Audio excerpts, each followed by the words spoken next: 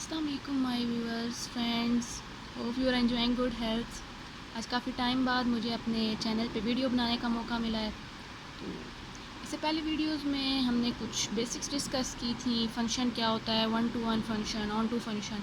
अब हम अपने प्रॉपर कोर्स की तरफ आते हैं, ग्रुप थ्योरी। ठीक है, तो अब आगे की जितनी भी वीडियोस होंगी वो ग्रुप थ्योरी के रिलेटेड होंगी। तो ये ग्रुप थ्योरी पे पहली वीडियो है, तो इसमें मैं आपको ग्रुप की डेफिनेशन एक्सप्लेन करूँगी। तो ग्रुप थ्योरी के बारे में पढ़ने से पहले हमें ये पता होना चाहिए कि ग्रुप क्या होता है। तो चलें ग्रुप की डेफिनेशन की तरफ चलते हैं। Let G be a non empty set and static be a binary operation on G. अगर जी कोई नॉन एम्प्टी सेट हो हमारे पास और उस पर स्टैटिक कोई बाइनरी ऑपरेशन हो, तो जी को ग्रुप कहेंगे if it satisfies the following axioms. अगर ये वाली चार प्रॉपर्टीज़ ये सेटिस्फाई करें: closure property, associative law, identity element and inverse element. ये चार प्रॉपर्टी समझाने से पहले हमें इसमें पता होना चाहिए कि सेट क्या होता है और बाइनरी ऑपरेशन क्या होता है। ठीक है, तो सेट बाय डेफिनेशन क्या होता है? A collection of distinct objects. ठीक है, कोई भी कलेक्शन ले लें जिसमें हमने कुछ ऑब्जेक्ट्स रखे हुए हों। जैसे कलेक्शन ले लें फर्स्ट 5 नेचुरल नंबर्स की, इसको हम सेट कहेंगे। ठीक है, आप कलेक्शन ले लें फर्स्ट 3 इवन नंबर्स की, इसको भी हम सेट कहेंगे। ठीक है, अब बात आती है बाइनरी ऑपरेशन की। बाइनरी ऑपरेशन क्या होता है? बाइनरी ऑपरेशन एक ऐसा ऑपरेशन होता है जो सेट के किसी दो एलिमेंट्स के दरमियान में हम अप्लाई करते हैं। ठीक है, जैसे एडिशन, ये भी एक ऑपरेशन है। क्या होता है ये? यहाँ पे भी कोई नंबर, यहाँ पे भी कोई नंबर, उन दोनों के दरमियान में ये एक बाइनरी ऑपरेशन होता है जो क्या करता है, दोनों नंबर्स को ऐड कर देता है। जैसे हो गया 2 + 3 = 5। तो ये 2 और 3 के दरमियान में ये जो प्लस है, ये क्या है हमारे पास? Binary operation. इस तरह माइनस भी बाइनरी ऑपरेशन होता है, मल्टीप्लिकेशन, डिवीजन। ठीक है, तो अब चलते हैं अपनी डेफिनेशन की तरफ। वो कह रहे हैं कि जी कोई नॉन एम्प्टी सेट हो। ठीक है, तो जी को अंडर बाइनरी ऑपरेशन स्टैटिक, क्योंकि डेफिनेशन है तो जनरली हमने स्टैटिक लिया हुआ है। ये एडिशन भी हो सकता है, ये मल्टीप्लिकेशन भी हो सकता है, डिवीजन हो सकता है, सब्ट्रैक्शन हो सकता है। ये बाइनरी ऑपरेशन के अंडर जी ग्रुप होगा। कब होगा? जब वो ये चार प्रॉपर्टी सेटिस्फाई करेगा। सबसे पहली प्रॉपर्टी है क्लोजर प्रॉपर्टी। क्लोजर प्रॉपर्टी क्या होती है कि for all a b belong to G, a static b belong to G. इसका मतलब क्या है कि जो सेट जिसको हमने ग्रुप प्रूव करना है, उसमें से दो एलिमेंट्स लें, उन दो एलिमेंट्स पे बाइनरी ऑपरेशन अप्लाई करें।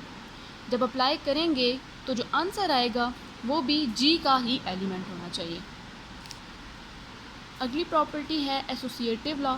इसमें क्या होता है कि हम कहते हैं कि 3 एलिमेंट्स हों। For all a b c belong to G, क्या होना चाहिए कि a static b static c equal होना चाहिए किसके? ए स्टैटिक बी स्टैटिक सी।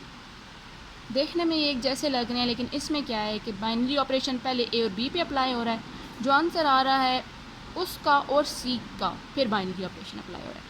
लेकिन इसमें क्या हो रहा है कि बी और सी पे पहले बाइनरी ऑपरेशन लगा हुआ है और उसके आंसर का बाइनरी ऑपरेशन ए के साथ लगा हुआ है। तो एसोसिएटिव लॉ कहता है कि चाहे ऑपरेशन ऐसे अप्लाई करें या ऐसे अप्लाई करें, आंसर सेम आना चाहिए।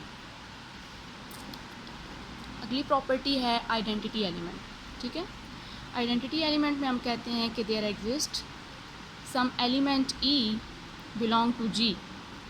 कैसा एलिमेंट ई एग्जिस्ट करना चाहिए? सच दैट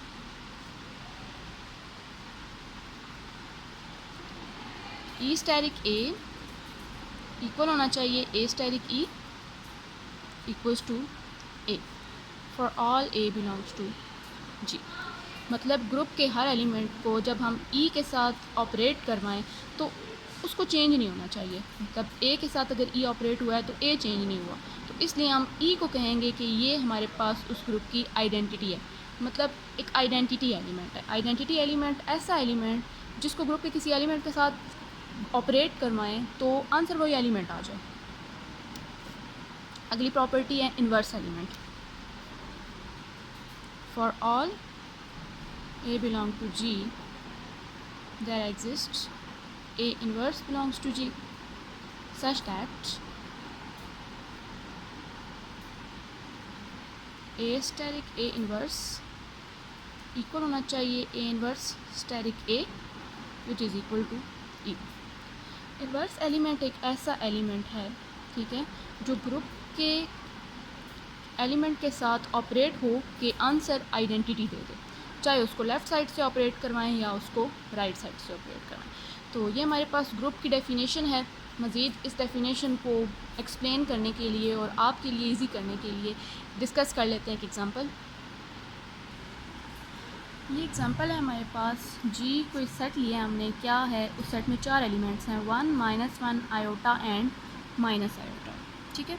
इसको ग्रुप प्रूव करना है अंडर मल्टीप्लिकेशन।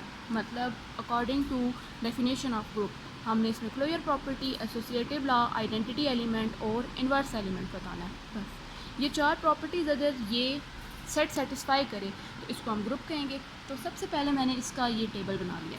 इस टेबल का नाम है Kallis table. Kallis table construct करना इंतहाई आसान है और काफ़ी यूज़फुल होता है ग्रुप की प्रॉपर्टीज़ में। कि टेबल बना लें तो हमें सारी की सारी प्रॉपर्टीज़ का आइडिया हो जाता है, ठीक है। इसमें करते क्या है, ग्रुप के एलिमेंट्स लिखे हैं मैंने यहाँ भी और यहाँ भी, और यहाँ हमने बाइनरी ऑपरेशन लिखा है, ठीक है, जो हमारा इस टाइम पे क्या है, मल्टीप्लिकेशन।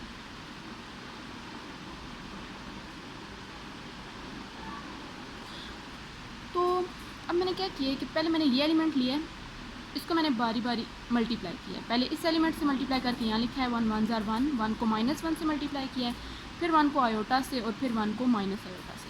इसी तरह फिर -1 ले लिया, इसको पहले 1 से मल्टीप्लाई किया है, फिर -1 से, फिर आयोटा से और फिर माइनस आयोटा से। इस तरह आयोटा और माइनस आयोटा को मल्टीप्लाई करके मैंने लिख लिया। अब सबसे पहले इसमें हमने ग्रुप प्रूफ करने के लिए क्लोजर प्रॉपर्टी सेटिस्फाई करानी है।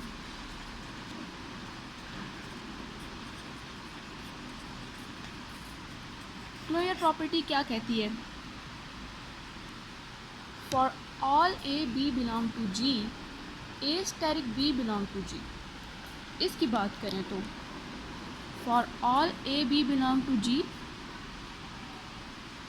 ए dot b belong to G. मतलब ये बात प्रूव करनी है कि जी के कोई से 2 एलिमेंट ले लें, उनको आपस में मल्टीप्लाई करें तो जो आंसर आएगा वो इन 4 एलिमेंट्स में से ही कोई होगा। ये प्रूफ कराने के लिए हम अपने टेबल में से देख सकते हैं कि टेबल में जितनी भी वैल्यूज़ आई हैं वो सारी की सारी बार बार जी में से ही रिपीट हो रही हैं। तो हम लिख सकते हैं कि from table it is clear that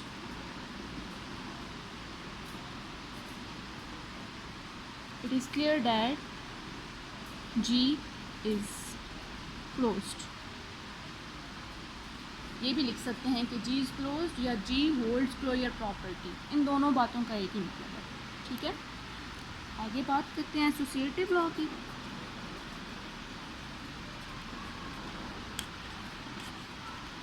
तो एसोसिएटिव लॉ हमने क्या बोला था, for all a b c belong to G, ये प्रॉपर्टी होल्ड करनी चाहिए। तो इसके अकॉर्डिंग क्या होना चाहिए फिर, for all a b c belong to G क्या होना चाहिए, a dot b dot c equal होना चाहिए किसके, a dot b dot c के। प्रॉपर्टी को सेटिस्फाई कराने के लिए, प्रूव कराने के लिए क्या करना पड़ेगा, कोई से ए बी सी 3 एलिमेंट्स इसमें से लेने पड़ेंगे हमें, ठीक है। लेट मैं कर लेती हूँ कि ए इक्वल है 1 के, बी इक्वल है -1 के, सी इक्वल है आयोटा के। ये चीज़ प्रूफ करनी है। पहले मैं इसकी लेफ़्ट हैंड साइड लेती हूँ, ए डॉट बी है ना, ए डॉट बी मल्टीप्लाई होके क्या आंसर देगा, 1 मल्टीप्लाई बाय -1, ये आएगा -1। अब इस a डॉट b को मल्टीप्लाई करना है c से। a डॉट b का आंसर -1 और c का आंसर c क्या है हमारे पास, आयोटा। मल्टीप्लाई करेंगे तो आंसर आएगा -आयोटा। ये लेफ़्ट हैंड साइड का आंसर है। अब हमें इसकी राइट हैंड साइड सॉल्व करनी है। इसमें क्या होगा, b डॉट c पहले सॉल्व करना है। b क्या है -1 और c क्या है, आयोटा। मल्टीप्लाई करेंगे तो आंसर आएगा -आयोटा। अब क्या करना है, a dot b dot c। ए हमने क्या लेट किया हुआ है 1, b डॉट c का आंसर आया हुआ है -आयोटा। 1 डॉट -आयोटा, ये भी आंसर देगा -आयोटा। तो लेफ्ट हैंड साइड और राइट हैंड साइड का आंसर सेम आ गया।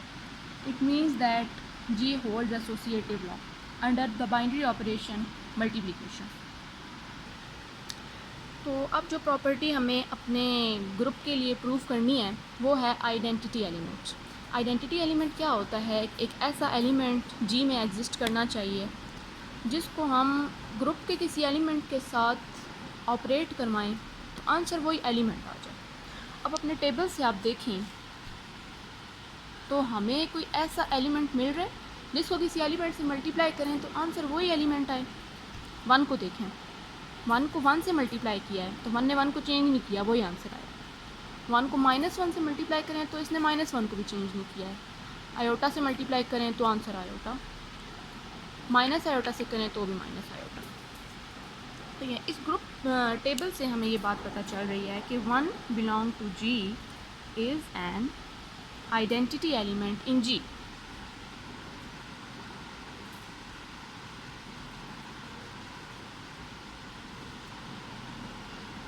आइडेंटिटी एलिमेंट में मिल गया। कैसे पता चला है कि 1 आइडेंटिटी एलिमेंट है, बिकॉज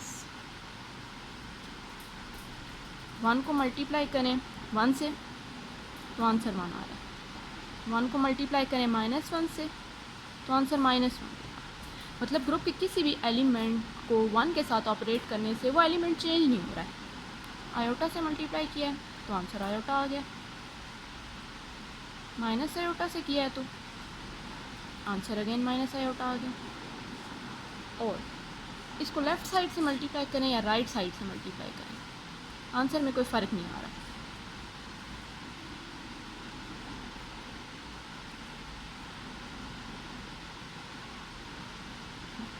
तो ये था आइडेंटिटी एलिमेंट। तो अब ग्रुप की आखिरी प्रॉपर्टी रह गई है जो है इन्वर्स एलिमेंट। उसमें क्या होता है कि जी के हर एलिमेंट के लिए एक ऐसा एलिमेंट एग्जिस्ट करना चाहिए कि उसको एलिमेंट को अगर जी के उस एलिमेंट से एसोसिएट ऑपरेट करें तो आंसर आइडेंटिटी एलिमेंट आना चाहिए। तो यहाँ आइडेंटिटी एलिमेंट कौन सा हमारा 1। तो अपने टेबल से देखें कि 1 कहाँ कहाँ आ रहा है। ये आ रहा है 1, यहाँ आ रहा है, यहाँ पे और यहाँ पे। मतलब इससे क्या कि 1 को 1 से मल्टीप्लाई किया तो आंसर 1 आया। मतलब 1 का इन्वर्स है। इसी तरह -1 को -1 से मल्टीप्लाई किया है तो आंसर 1 आ रहा है, मींस आइडेंटिटी आ रही है। इसका मतलब हुआ कि -1 का इन्वर्स है। और आयोटा को मल्टीप्लाई जब किया है हमने माइनस आयोटा से तो आंसर 1 आया, और माइनस आयोटा को प्लस आयोटा से किया तो भी आंसर 1 आया। मतलब कि ग्रुप के हर एलिमेंट के लिए उसका इन्वर्स एग्जिस्ट करता है। तो यहाँ हम लिखेंगे कि 1 इज़ सेल्फ इन्वर्स। इस बात का क्या मतलब है कि 1 का इन्वर्स है। -1 की बात करें तो वो भी सेल्फ इन्वर्स है, मतलब -1 का इन्वर्स है। कि -1 आपस में मल्टीप्लाई होते हैं, ऑपरेट होते हैं, तो आंसर क्या आता है, आइडेंटिटी एलिमेंट आता है। इन्वर्स एलिमेंट की यही डेफिनेशन है ना। और जो आयोटा और माइनस आयोटा हैं are inverses of each other. इस बात का क्या मतलब हुआ कि आयोटा माइनस आयोटा का इन्वर्स है और माइनस आयोटा प्लस आयोटा का इन्वर्स है।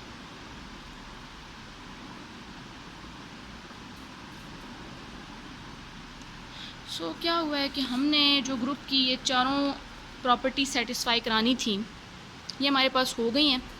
जो हमने यहाँ पे एग्ज़ाम्पल में सेट लिया था वो हमारे पास क्लोज्ड भी है, वो एसोसिएटिव लॉ भी होल्ड करता है, उसमें आइडेंटिटी एलिमेंट भी है और उसमें इन्वर्स एलिमेंट भी है। तो ये चारों प्रॉपर्टीज़ अगर सेटिस्फाई हो गई हैं तो हम क्या कहेंगे कि hence G is a group. और साथ में ये लिखना बहुत ज़रूरी है कि कौन सा binary operation, under binary operation, यहाँ कौन सा बाइनरी ऑपरेशन था, मल्टीप्लिकेशन का, मल्टीप्लिकेशन।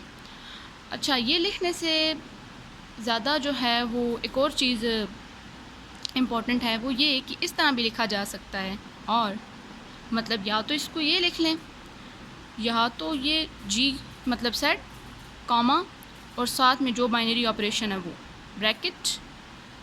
इस बात का ये मतलब है G under binary operation multiplication is group. तो इस स्टेटमेंट को ऐसे भी लिखा जा सकता है और ऐसे भी लिखा जा सकता है, ठीक है।